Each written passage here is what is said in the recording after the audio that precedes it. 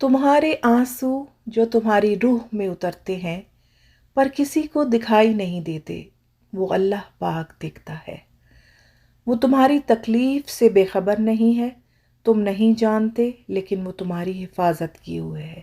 ہر طوفان بربادی لے کر نہیں آتا، جیسے حضرت نوح علیہ السلام کے لیے طوفان ہار نہیں بلکہ جیت لایا تھا، ویسے ہی تمہاری آزمائش تمہاری جیت بن جائے گی۔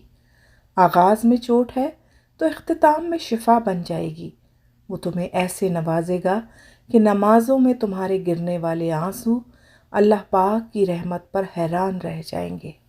ہمارا اللہ اتنا مہربان ہے کہ ہماری عبادت اور تقوی کو ہمارے چہروں سے ظاہر کر دیتا ہے، مگر ہمارے گناہ ساری دنیا سے پوشیدہ رکھتا ہے۔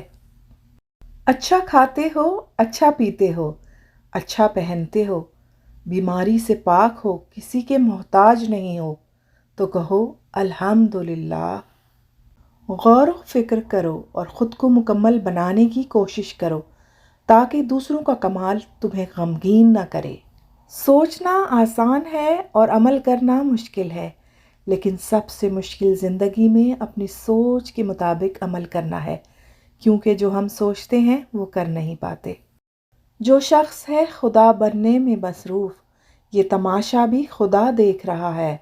چند بچوں کو پالا تھا ایک ماں نے جتن سے، ممتا کا صلہ پھر بھی ضعیفی میں نہ پائی۔